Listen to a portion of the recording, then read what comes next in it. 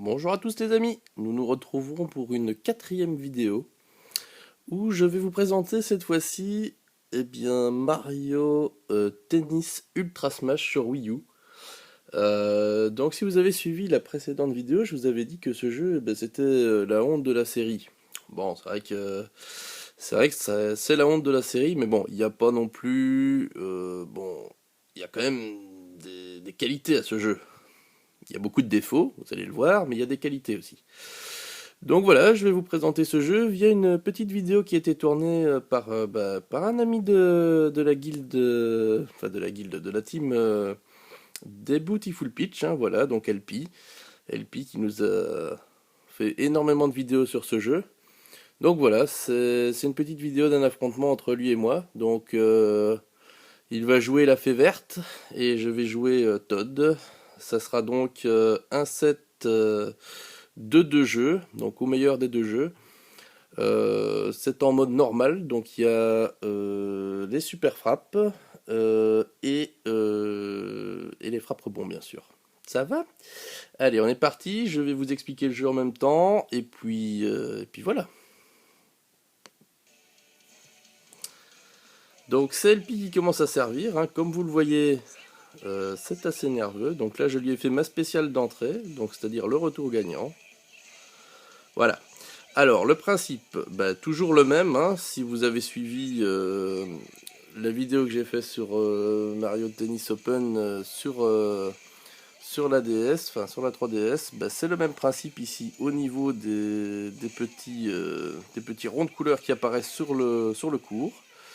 Donc c'est très simple, les ronds de couleurs vous indiquent un super coup à faire, donc en fonction, hein, après, c'est très très simple, hein. Plus vous timez correctement le super coup, mieux c'est. Voilà. Là, vous voyez, hein, ça c'est ce qu'on appelle un ultra smash.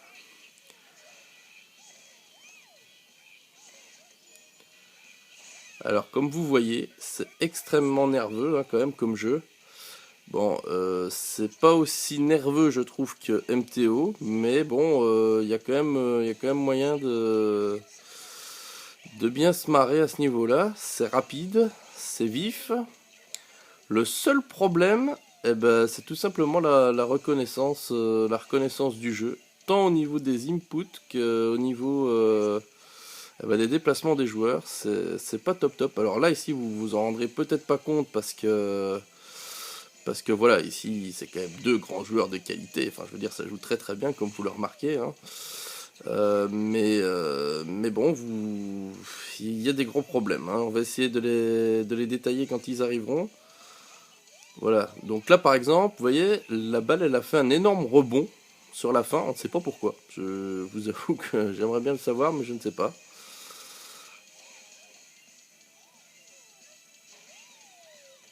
Alors là, aussi, ça c'est vrai que c'est un des problèmes de ce jeu. En fait, lorsque vous avez deux ronds comme ça, violets, qui apparaissent sur le court, ça veut dire que vous avez la possibilité de faire un ultra smash.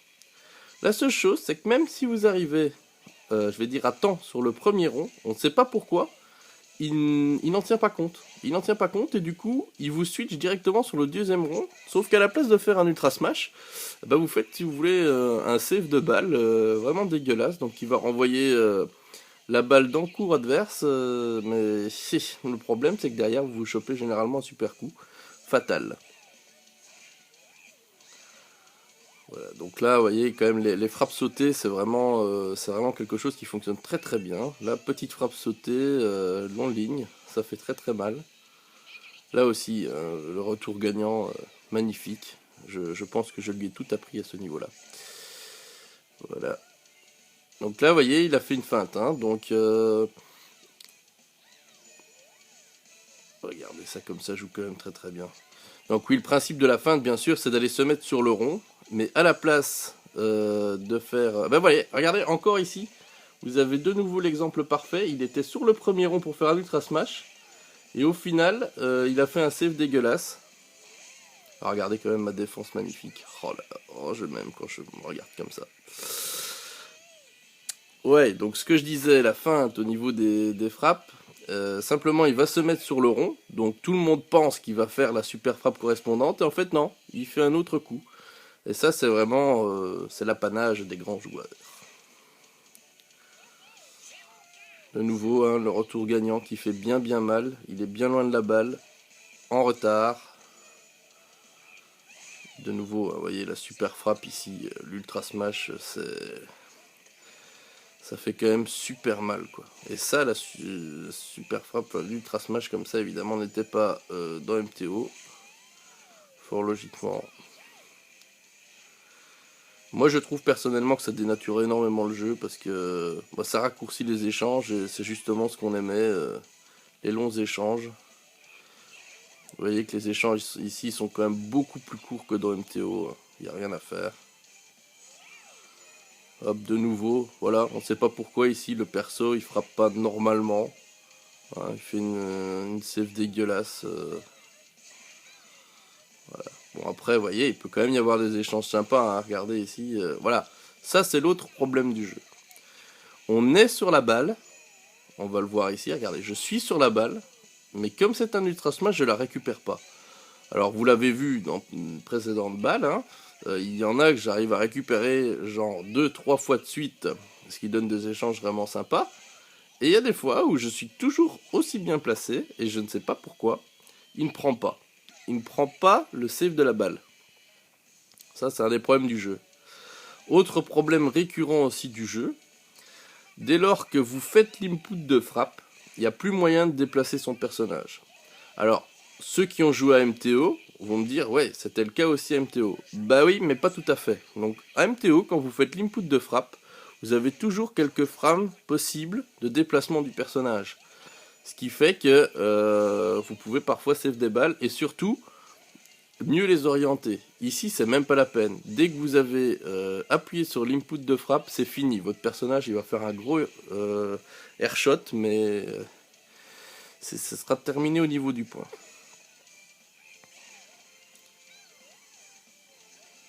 Voilà, donc là, on essaye de faire travailler les joueurs. Hein. On voit, bon, il y a quand même des échanges sympas, hein, vous le voyez. C'est quand les deux joueurs savent vraiment bien jouer, il y a moyen de faire des super matchs. Hein. Après, je vous avoue que celui que j'ai choisi ici, c'est un match très très long. Hein. Il fait 10 minutes. Bon, d'habitude, les matchs à ce jeu se jouent, je vais dire, en allez, 4 minutes. Ouais, je vais dire entre 3 minutes et 5 minutes, c'est réglé. Là, ici, c'est un match très très long parce que ça a été âpre. On a eu du mal à se départager sur ce coup-là. Bon, d'habitude, je vous cache pas que je lui mets une grosse volée, hein, mais bon, sur celui-ci, il s'est bien défendu. Je sais pas, il s'était sûrement dopé.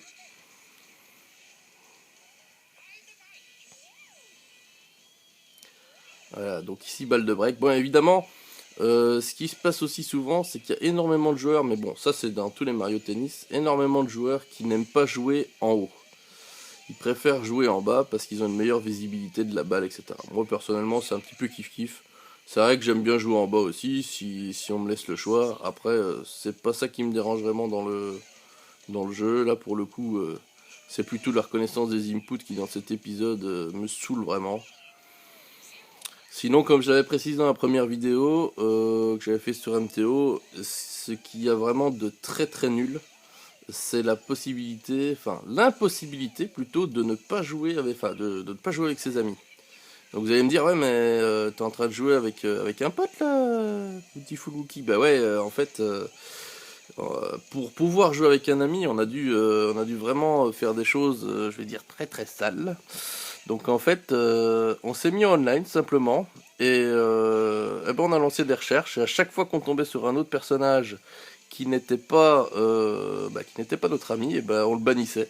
Et au final, on a banni tellement de personnes que pour finir, si on arrive à timer correctement la connexion, on arrive à se rencontrer. Mais voilà ce qu'il faut faire. Hein. Merci Nintendo pour arriver à jouer ensemble. Enfin, c'est stupide et ridicule. On passe un temps bête pour pas grand chose. Donc quand les matchs durent 3 minutes, j'aime autant vous dire, on passe plus de temps dans le menu que sur le court. Ouais, de nouveau, les super frappes, voilà, ça fait mal. Oh là, c'était très très bien timé d'Elpi, hein, qui est bien survécu. et qui termine par mettre le point. Donc comme vous le voyez ici, nous sommes dans le tie-break. Donc on est arrivé à 2-2 au niveau des jeux. Hein. Donc là ici, dans le tie-break, c'est toujours un moment difficile, surtout pour LP qui en gagne très très peu, je tiens à le dire. Je te fais un petit coucou, mon petit Benoît. Un jour tu y arriveras, tu sais. Regardez, ça se défend quand même très très bien. Voilà, regardez là, pourquoi la balle a fait cet énorme rebond. Eh ben, pas la moindre idée, mais vous voyez, ça a bien fait mal à Benoît, hein, qui ne s'attendait pas à un rebond aussi dégueulasse, forcément. Ouais, ça, c'est bien joué, ça. Vous voyez, coup droit long de ligne, ça fait mal. J'ai du retard. Là, il essaye de me la refaire, mais bon, je suis pas con non plus, pas à chaque fois. Voilà, là, il me fait travailler, regardez, magnifique, la petite amortie derrière. Forcément, j'arrive de loin. J'arrive quand même à la remettre parce que je suis quand même un bon joueur, mais pas moyen. Derrière, il me punit. Et là, et voilà, la balle de match, la spéciale. Service, retour gagnant. La grande diagonale en super frappe sautée. Magnifique. Voilà, donc au niveau de ce jeu, eh bien, ça se termine toujours par les statistiques. Donc là, il va afficher les statistiques des deux joueurs. Donc voilà, on voit évidemment le gagnant. On voit que j'ai juste un point gagnant de plus que lui. Bon, au niveau du recul, c'est lui qui m'en a infligé le plus. Et puis voilà, au niveau des autres statistiques. Donc voilà, vous avez vu à quoi ressemblait ce jeu. C'est toujours sympa. Donc on va s'arrêter quelques minutes sur les statistiques, comme ça vous pouvez bien regarder. Donc et au niveau des services parfaits, donc les services parfaits, c'est le même principe que dans les autres opus. Il suffit simplement de lancer la balle. Une fois que la balle est au plus haut, vous frappez tout simplement. Et si le timing est bon entre plus la balle est haute et mieux vous frappez, plus vous avez de chances de faire un smash, un service parfait. Alors au niveau des Ultra Smash, vous voyez, hein, ça a une grande importance dans le jeu, mais finalement pas tant que ça si vous êtes vraiment bon dans le jeu. Regardez, il me fait 16 Ultra Smash, moi j'en fais 9, au final c'est quand même moi qui gagne. Hein, donc pareil pour le recul, hein, après tout est relatif. Le recul, moi généralement je me prends des mètres et des mètres de recul dans la tronche, et bon au final ça passe quand même souvent, donc voilà. Bon, bah, j'espère que ça vous aura quand même donné envie de jouer à ce jeu, même si personnellement je vous recommande davantage Mario Tennis Open sur 3DS que ce jeu. C'est vraiment une déception. C'est fun quand, vous voyez, quand il y a deux joueurs qui arrivent à jouer quand même. Bon, on passe outre de notre frustration, je vais dire, sur certaines balles, mais honnêtement, Mario Tennis Open est bien meilleur. Bon, après, essayez quand même celui-là, c'est pas trop mal. Et puis voilà. Je vous fais plein de bisous et puis on se reverra pour une autre vidéo prochainement. Je ne sais pas encore de quel jeu, on verra bien. On se laisse tenter au gré de nos envies. Allez messieurs, dames, à bientôt. Au revoir.